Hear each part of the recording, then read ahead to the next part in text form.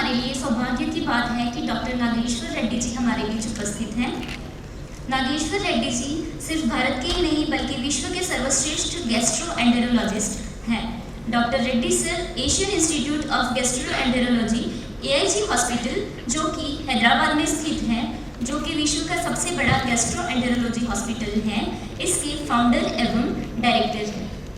अब मैं doctor Satish Meena sir से निवेदन करती हूँ कि वे हमें रेड्डी सर से रूबरू करवाएं। सादर नमस्कार। मैं डॉक्टर रेड्डी से आग्रह करूँगा कि मंच पर आए, please sir.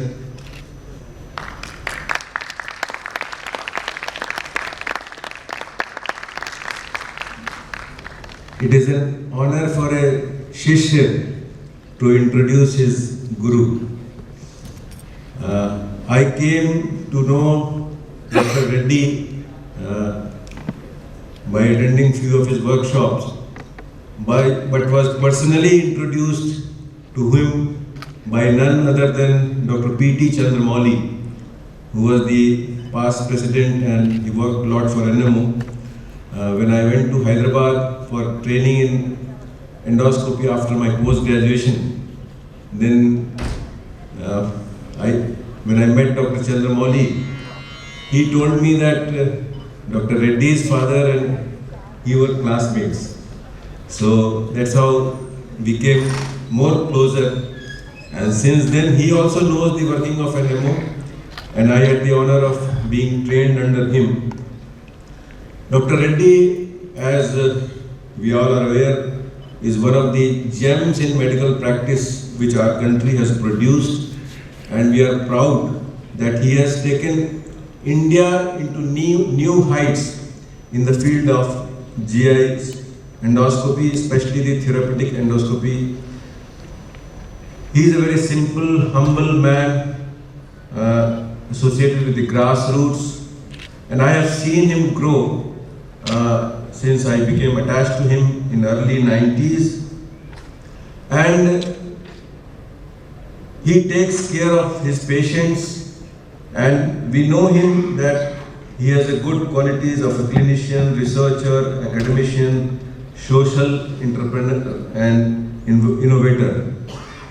If I start reading his biodata and the prizes which he has got, the amount of research work which he has done, it will take hours. But I'll just throw a brief on this also.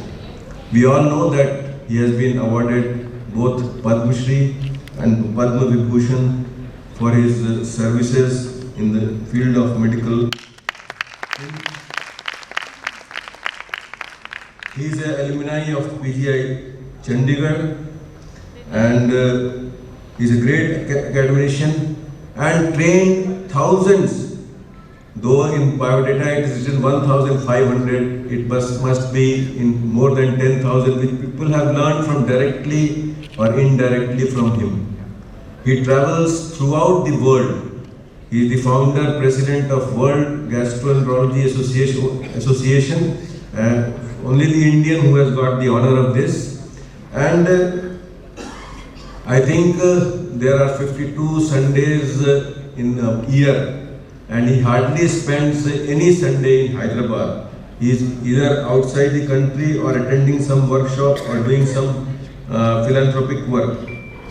He has beside this publications and research, they have established an Asian Heart Care Foundation and established an AGI group of hospitals, which caters various super specialities, and not only they are providing the patient care, but they are doing the research up to the molecular level, which is very important.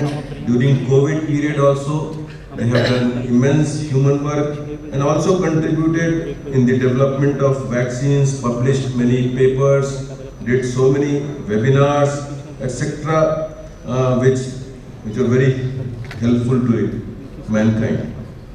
They have introduced many innovative surgeries like POEM. In India, they were the innovators of notes, one of the process of doing surgery. And besides this, they have set up endoscopic on wheels, by which they are going to the rural populations and covered almost 1 crore of population. They have done some epidemiological studies also, which are very important, and they are publishing those results also, which will throw lights on the disease pattern, which is quite different from the Western population. So it's an honor for us that he has spared time for us. We invited him for the January conference, but that time he was busy somewhere in Japan. When the dates changed, I just sent him a message that we want you to come to, because normally he is busy in some of the academic conference, but he very humbly agreed for it and took the trouble of taking morning flight from Hyderabad early in the morning, starting 3 a.m. here. So, Dr. Professor Reddy, we are very indebted to you for your kindness, and I think we'll throw light on the life beyond medicine for us. Thank you, Dr. Reddy.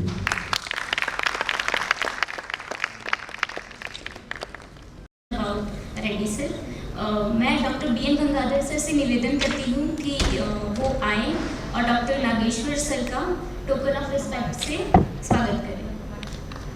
Give a big round of applause.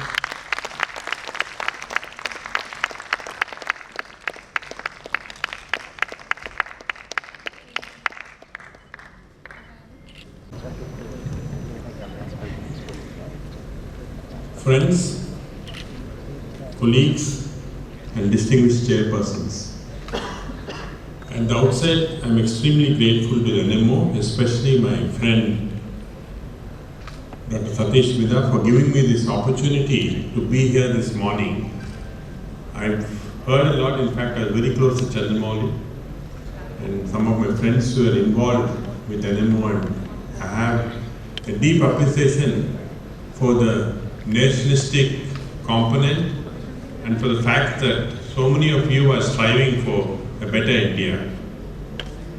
Not just better India, but best India. We are probably the best place in the world, and I'm a deep proponent of this because of my association with the World Endoscopy Organization. I've gone to 167 countries as a president of the World Endoscopy Organization, and I can say that the most talented people, talented doctors in the world are Indians. We are much better than the Europeans, much better than the Americans, and we can excel in them if we have the proper infrastructure and if we have the proper ability to project this. Many years back, 40 years back, I had a job at the Harvard Medical School. The then professor of Harvard, Thomas Lamont of Gastroenterology, told me, why don't you stay back and continue as assistant professor with a huge job and salary. I said, no, I want to go back to my country because that's what I did this for. At that time he scolded me. He said, India is an emerging country, poor country, nothing much is there. What will you do and go back? I came back, of course. We had a very good group of people who worked together, built up this institution, AIIMS hospitals in Hyderabad. And 30 years after he told me this, he now sends his students for training to our institute.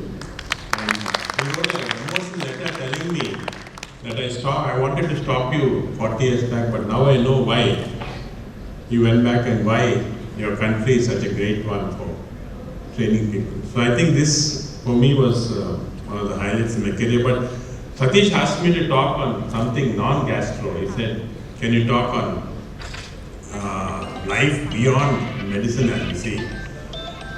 I know that there are many medical students here, there are some doctors, and as you go through your career, as you pass out, there are several things that come, which for us is passion, is medicine, looking after patients, looking after them. For last 40 years I've done this.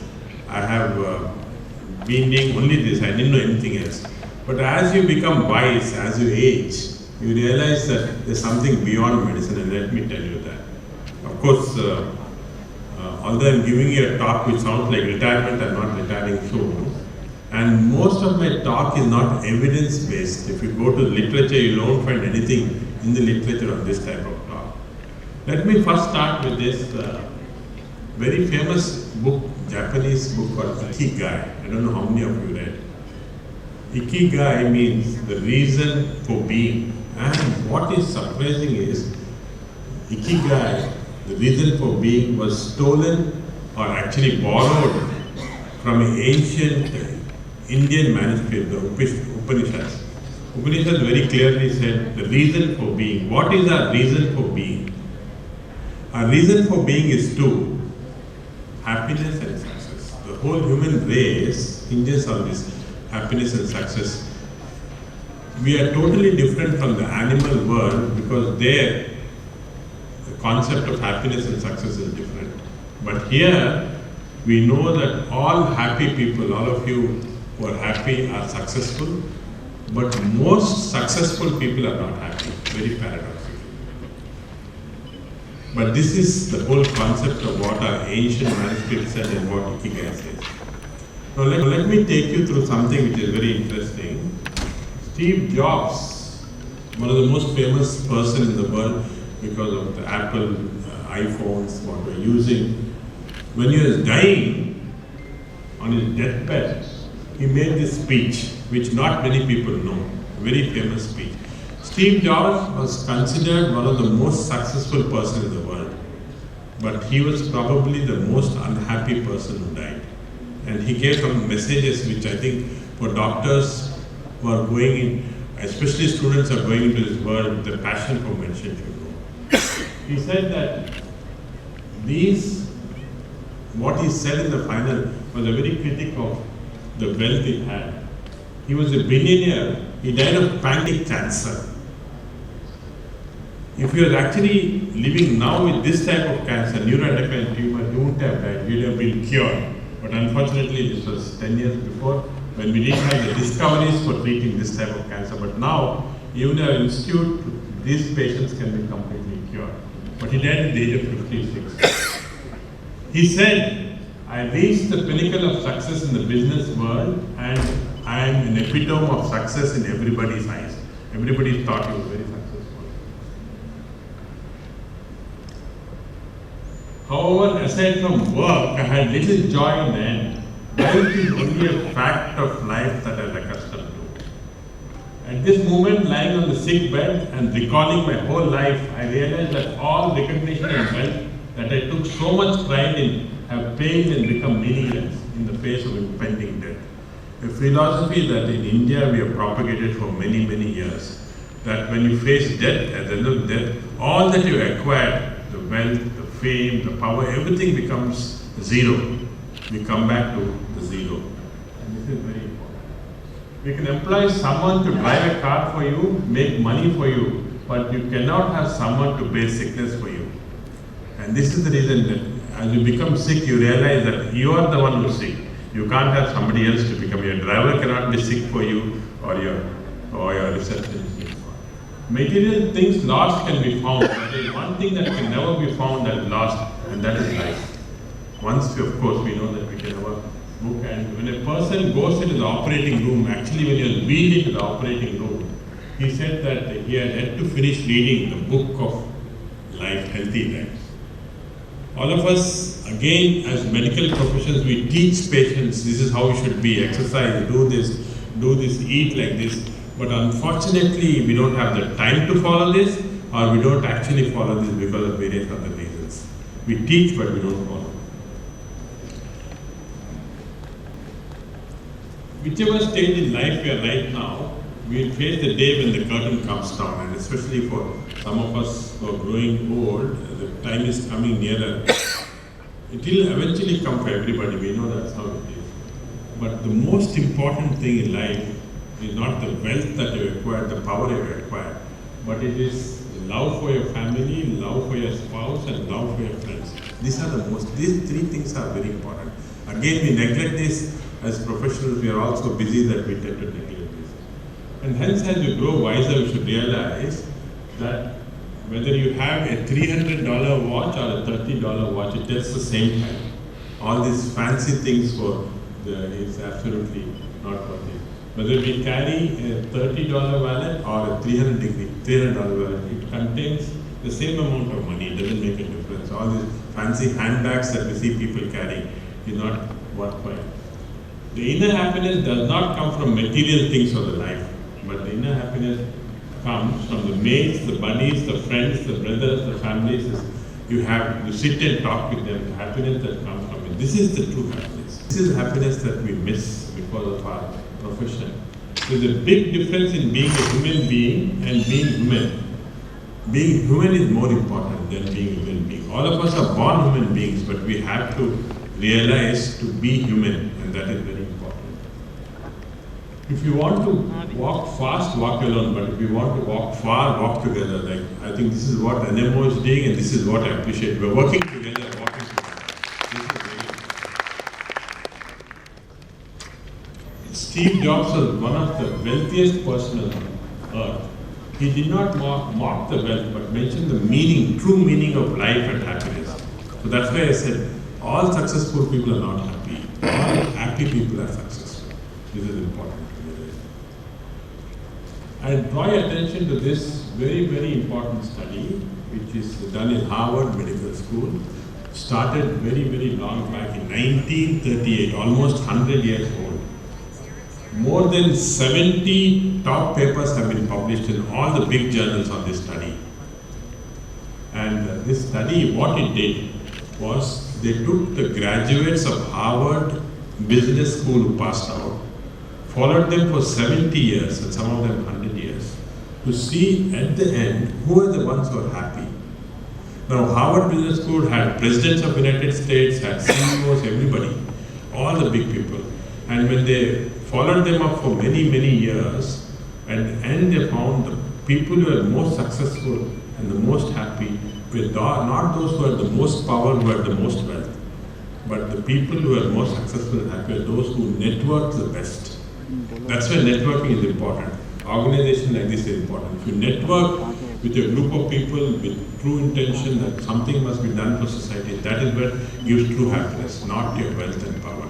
And this was clearly demonstrated by this study. I want to draw to your attention a terminology. I don't know how many of you have heard of these blue zones. Now there are 5 blue zones in the world, it's recognized now. The WHO has officially also recognized it.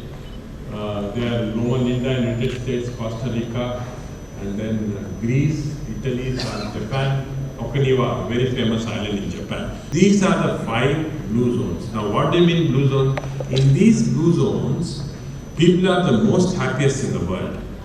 People live the longest in the world. People are the most healthiest in the world. These are the 5 blue zones. Have been identified now.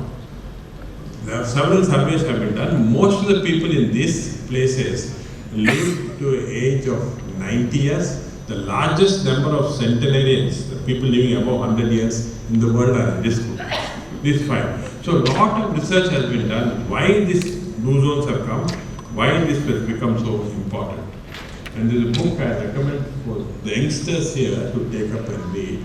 It's a very famous book by Dan Whitler. He's the one who came from National Geographic, went to all the blue zones to learn individually. And he made that what is called the power of 9.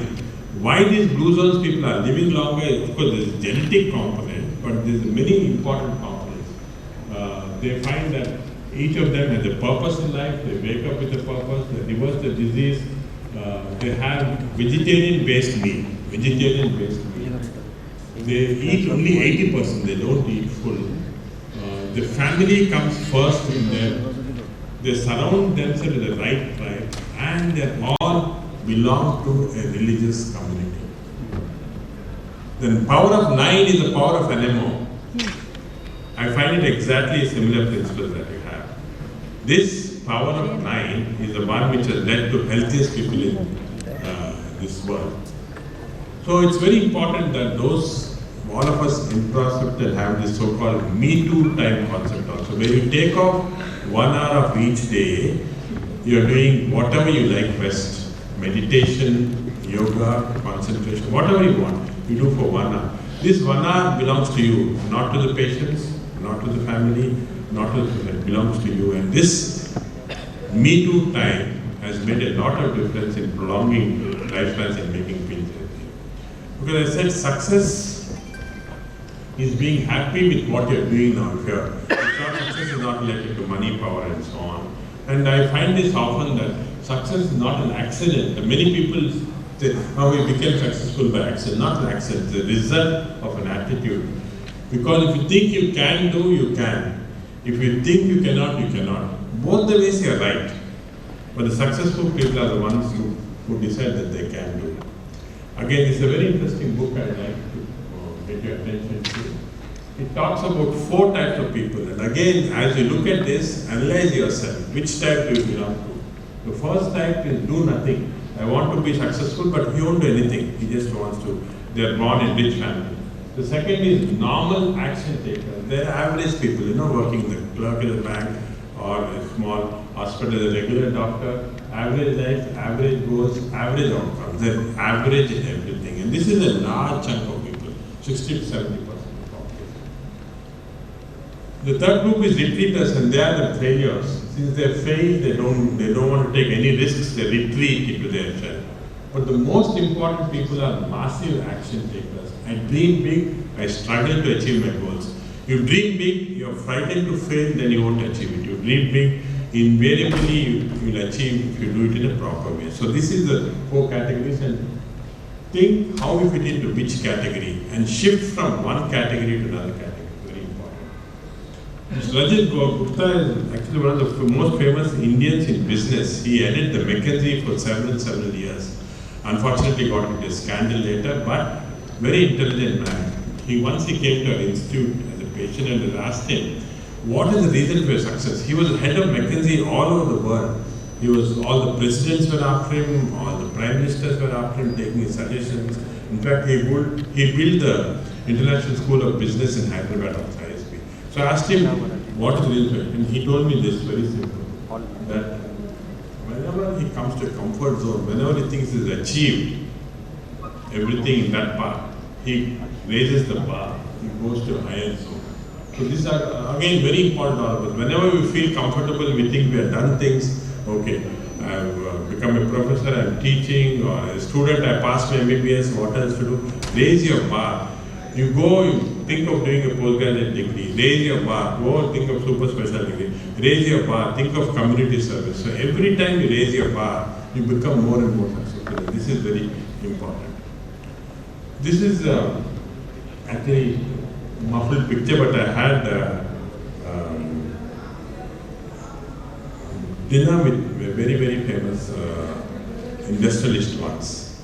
And I asked him, he founded the Infosys, Mr. Narayanamurthy. And I asked him one question, can you tell me in one sentence, because I'm always interested in how people become successful. I asked him, can you tell me in one sentence, what is the reason for your success? One sentence. And he said, I don't require a sentence, I require one word. And the word is team. It's a team. And it's absolutely true. As we build this institution or our hospital, I realized your success is not because of you. Individuals are part of that. It's a team like this which comes together. For example, Satish is very famous, Gangadhar is very famous. They are individuals. But as a team, because of NMO, they have been able to do so many other things. This team is very important. As Henry Ford said, coming together in the beginning, keeping together the progress, working together is success. And as we work together to create a scene of health in India which is superior to other countries, we realize that it's coming together that's very important. The problem for us is, unfortunately, in medical education, and again, this I should address to many of our NMC members are here.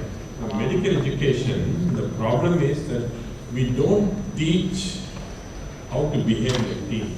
We are all working as individuals. We don't teach the skills of communication. We are working as individuals. A doctor, emergency comes to see how he's running, doing everything himself. He doesn't get a team. But three most important things I realized I didn't learn in medical school was communication, people management, and entrepreneurship. These are the three important things that as your medical students, I can see here, as you pass out, as you go out into the world, these are the 3 important things you require. Take courses in this, how to communicate properly with people, with patients, with team, how to manage people, because various different levels, you have to manage housekeeping staff, you have to manage nurses, you have to manage doctors. Everybody has a different ego and proper management. And of course, entrepreneurship is something that's taught to every engineering student, every business student, but not to doctors. We don't know how to be entrepreneurs, so it's very important that we learn this. And the 3 most important phrases that I never was taught and which I realized is the most important thing in life is to say thank you, to say I'm sorry, and to keep asking your team, what do you think? This is extremely important, and we should start using this. I tell these 3 things at least 50 times a day in my work in the team. And when you ask, what do you think your team is the best solutions coming? So this is very important, because leadership is a tightrope problem. You sometimes have to be strict. Again, there are many leaders here who know this. Sometimes you have to be soft. Sometimes you have to be dismissive. You can't take everybody coming in complaint. You have to be appreciative sometimes. Sometimes disconnected. You can't connect yourself too much with the people. If you connect yourself too much, you get lost into their problems. You should be disconnected a little. But also you must have this quality of empathy, so you know whom you should encourage. So this is a very paradoxical situation or oxymorons that we have to use. So there are 3 kinds of people: people who make things happen, people who watch things happen, and people who wonder what happened. And it's the people, real success comes to doers and not to the observers. So the winner has a solution. This is what we find in our team meetings. You have somebody asks for a solution. The winner has a solution for every problem. The loser has a problem for every solution. So it's very important that all of us surround ourselves with positive people. Take out the negativity, and this is again coming from our ancient wisdom. Take out the negativity, surround ourselves with positive people. Only then we become positive. And this, another very important, people say, how this person is working so hard, this person is working hard. We know that our Prime Minister works 18 hours a day, but it is, of course, hard work, but not only hard work, it is smart work. It is important that we convert our hard work into the smart work. And how do you do that? Of course, we have to work very efficiently. The big difference between hard work and working smart is seen in this. It's very, very important that we work smart. That is, whatever time we have, we work in a smart way. And the smart way is to enjoy your work. Again, this is a very famous book. In fact, Daniel Kahneman got the Nobel Prize, and he wrote this. All of us think in 2 ways. We have the primitive cortex, system 1, primitive cortex, that is the hypothalamus, the thalamus, everything below, which is animalistic, that is, it reacts in a very fast way, because this is created to see danger. If you see an animal, lion coming, you run. So this is thinking fast. The second component of our thinking is thinking slow, and this is the neocortex, which is developed later in evolution. Neocortex, thinking slow, where we rationalize. Okay, that lion, is it a tame one? Is it a circus one? Is it dangerous? We rationalize and then we act. But what happens is, all of us are slaves to the fast thinking. We are slaves to anger, slaves to frustration, slaves to desperation. So we react in a very fast way, sometimes in an angry way. We repent later, we should not have done this. So the important thing is to convert the fast thinking into slow thinking. Think in a rational way. Some situation comes, don't react fast, rationalize. Let your neocortex, the frontal cortex, act, and then tell you what to do. And then you see the world becomes an easier place to deal with. Recently, the World Cup, when I think we are losing T20, and everybody said a lot of pressure for the people, a lot of pressure for. I was talking to Kapil there, and he was saying that there is no pressure, work with pleasure, and then the pressure goes. The fact that you are in the Indian team, selected for the Indian team, is a big pleasure. You should take it as a pleasure in work, you should take out the pleasure. So again, in our work, that's very important as doctors. Enjoy what you do. I am basically endoscopist, and I do, in our center we do almost 700 endoscopies a day. So it's doing. If you take it as a monotonous process, it becomes boring. It's very difficult to do this. But enjoy work, convert this. Every patient has a story, every patient has something to tell you. Convert your screens into something imaginative. When you see the ulcers in the patient, think about why you got the ulcers. When you see the tumor in the patient, see what happened. So this conversion of pressure into pleasure makes work very easy. And this is again to many of the youngsters, students there. Whatever you do in future, don't take it as stress. Make it a pleasurable job. Enjoy it, and then you can do it very easily. Let me come to the last part of this, that all of us do things, hopefully hope that we become good at it and succeed. There is an element of serendipity or chance or destiny.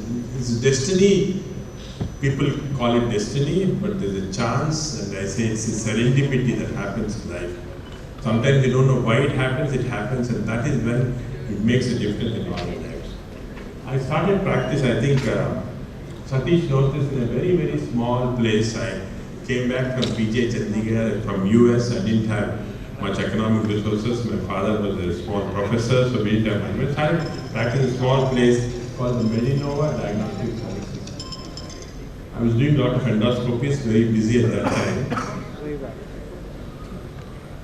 In that, about 25 years back, I got a call from the neighboring state chief minister saying that his wife had a laparoscopic cholecystectomy. The stone slipped into the bile duct, and because of cholangitis, they tried to do ERCP, they couldn't do. He heard that I can do a good ERCP, can I come out? So he sent his private jet, night 11 o'clock. So along with Dr. Jeevira, my colleague, we took all the equipment, flew to Bangalore. And then when we landed there, we found that this chief minister's wife was very sick, had severe cholangitis, had hypotension, was in a state of shock. She had a few hours to live. Of course, the hospital was surrounded by all these political stuff, so it was a risky job to do. So we went inside, I wheeled her into the OT table, and fortunately, this was an easy ERCP. The impact stone, it took us a few minutes, 5 minutes to take it out. 2 o'clock in the morning, she was about to die. 6 o'clock in the morning, once we drained the pus from the CBD, she was totally, absolutely sitting down and eating breakfast. So when the CM came at 6 o'clock, he got a shock. He said, what is this? I mean, she is going to die and she is alive. Why is this technology not available in our state? You give you whatever you want, you do it here. I said, no, I came back mainly to serve our people there in our local area, Hyderabad. So can you help us? So he got us this building. One of his chelas had a building which he donated to us to start the Asian Institute of Gastroenterology, a 300-bedded hospital, which we thought at that time was very big for gastroenterology.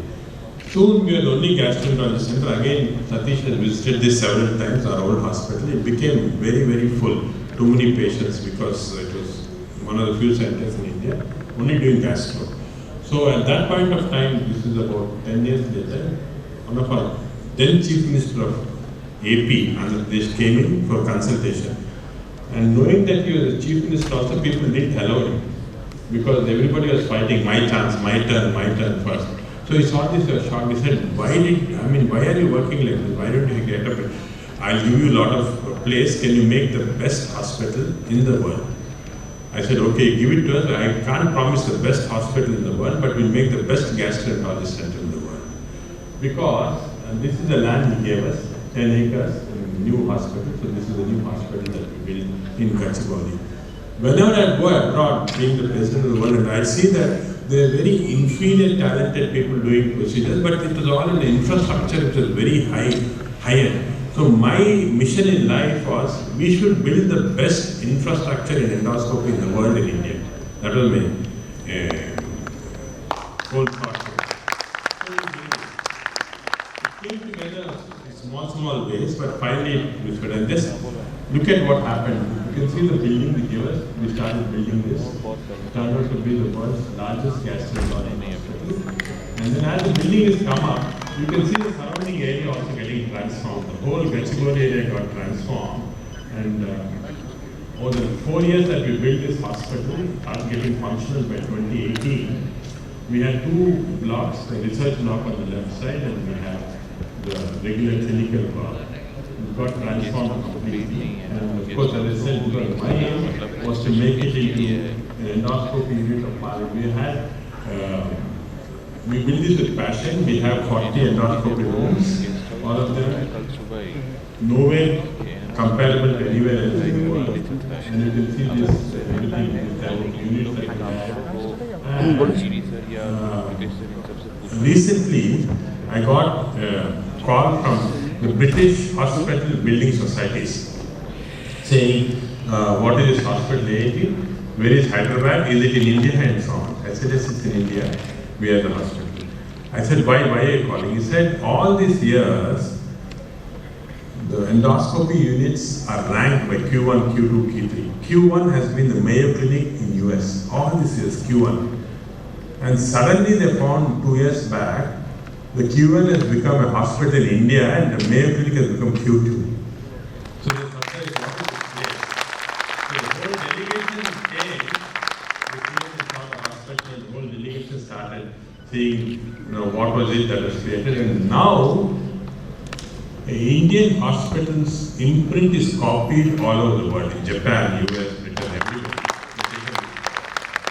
Of course, it's also important that we work with funding agencies because we got a huge amount of funds from the Wellcome Trust, India AIIMS, Biotech, DBT, Indian Council of Medical Research, and so many agents came together to fund our hospital. That's how we could build it. So again, it's important for coming together for teams to work to do this. And this became one of my proudest moments when I became the president of the World Endoscopy Organization. The president of the Japanese Society of Endoscopy, the president of the European Society, the president of the American Society is reporting to an Indian. And this was my proudest moment, that as an Indian, all these advanced countries were actually reporting to us whatever is happening in the field of World Endoscopy Organization. And I think when you look back and see what happened in my journey, I would consider this as the pinnacle. So, summing it up, because we had opportunities, we had chance, we had a luck. But important thing is we grabbed these opportunities and the final result is what you see. So I think the secrets to success are a large component. I think we should all, again I said, you can call it destiny, you can call it whatever it is. You come across several people in life who influence you in different ways. And I had this luck with me, serendipity and luck. We converted a lot of our hard work into smart work. And of course, our team was the most important thing. And it was communication with the team that really tough. So finally, I'd like to end with this, especially again for the youngsters. If you look at this two rubber, there's a rubber ball and a glass ball. If you bounce the rubber ball, it will hit the ground and come back again. But if the glass ball comes, it breaks on the ground. It doesn't come back again. So rubber ball is like your work.